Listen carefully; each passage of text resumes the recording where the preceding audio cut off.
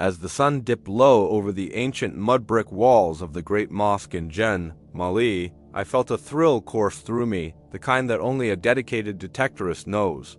With my metal detector humming softly in my hands, I began to explore the forgotten surroundings, where whispers of history lingered in the dusty air.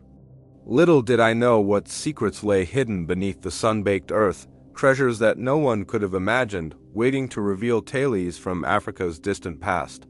The mosque's towering minarets cast long shadows, turning the abandoned outskirts into a labyrinth of mystery, and I couldn't shake the feeling that something extraordinary was about to unfold. Sweeping my detector across the cracked ground near the mosque's perimeter, the first beat came sharp and insistent, pulling me toward a spot overgrown with sparse vegetation. I knelt down, my heart pounding as I carefully dug into the soil with my trowel. What emerged was a small bronze figurine, intricately carved to depict a Dogon ancestor spirit, its surface etched with symbols of fertility and protection from centuries ago. The weight of it in my palm spoke of rituals long forgotten, a piece likely from the 5th-10th century, valued not just in gold, but in the cultural heritage it embodied. I marveled at how it had survived the sands of time, hidden here in this remote mystical corner of Mali. Venturing deeper into the shadowed alleys that wound around the mosque's base, where crumbling structures hinted at once thriving communities now abandoned, my detector signaled again. This time, I uncovered a cluster of terracotta beads, strung together in a necklace that shimmered with faint traces of gold leaf. These were no ordinary adornments. They resembled artifacts from the ancient Ghana Empire, traded along Saharan routes for their symbolic power in royal ceremonies.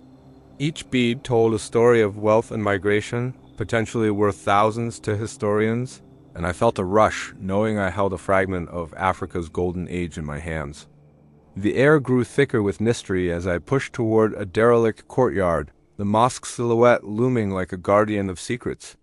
A persistent tone from my device led me to a shallow depression in the earth, and after gentle excavation, I revealed an ivory carving of an elephant, masterfully detailed with patterns evoking note culture from Nigeria's distant kin.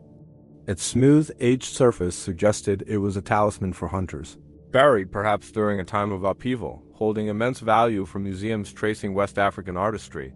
The find stirred an eerie sense of connection to the past, as if the ground itself was whispering forgotten legends.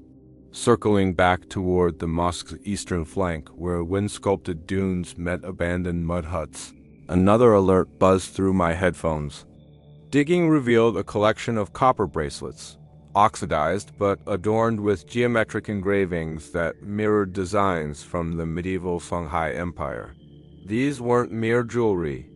They symbolized status and trade prowess, likely hidden during raids, now priceless relics that could rewrite chapters on Mali's economic history. The weight of their antiquity made the surrounding silence feel alive with untold stories. As twilight deepened the mosque's environs into a veil of enigma, my detector led me to a secluded patch near a collapsed wall, overgrown and forsaken. There, I unearthed a ceramic vessel, its form elegant and painted with motifs of spiraling vines and mythical birds, reminiscent of artifacts from the ancient city of Timbuktu. This pot, possibly used in scholarly rituals, held residues of rare inks, making it a treasure trove for archaeologists valuing intellectual heritage over mere fortune. The discovery heightened the air of intrigue, pulling me further into the unknown.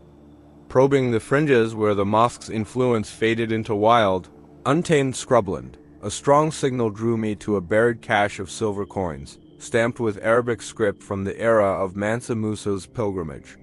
These weren't just currency. They represented the zenith of the Mali Empire's prosperity, concealed perhaps by a fleeing merchant, each one a historical gem worth fortunes in auction houses. The thrill of unearthing such opulence in this mysterious, abandoned realm left me breathless, wondering what other unimaginable wonders awaited just beneath the surface. As the moon began to rise over the silent mud-brick silhouette of the great mosque, casting a silvery glow across the abandoned outskirts, my detector gave its loudest, most insistent signal yet. It screamed from a spot half hidden beneath a pile of wind-blown sand and broken pottery shards, right where the ancient walls met the encroaching desert. My hands trembled as I brushed away layers of earth, revealing something that made my breath catch in my throat. A perfectly preserved golden mask small enough to fit in 2 palms.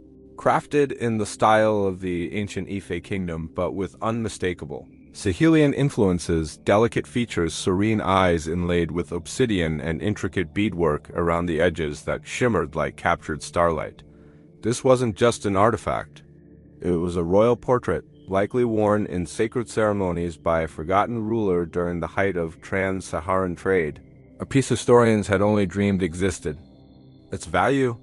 Incalculable not merely in dollars, but in the way it bridged lost civilizations, proving connections between West African empires that textbooks never fully explained. Holding it felt like touching the very heartbeat of Africa's hidden history. I sat back on my heels, staring at the mask under the moonlight, my mind racing with the weight of what I'd uncovered. In that quiet, mysterious place where so many had walked and vanished into time, this single object changed everything I thought I knew about the land around Jen. It wasn't just treasure. It was proof that the past still had secrets waiting for those willing to listen. Thanks so much for coming along on this wild adventure with me, folks. I really appreciate you sticking around to the end. Drop a comment below and let me know which find blew your mind the most. The Dogon figurine, the silver coins from Mansa Musa's era, the Ife-style golden mask, or something else entirely? I read every single one. If you enjoyed this story and want to join me for more Detectorist hunts, hidden history reveals, and unexpected discoveries, hit that subscribe button, turn on the notification bell so you never miss an upload, and give this video a thumbs up.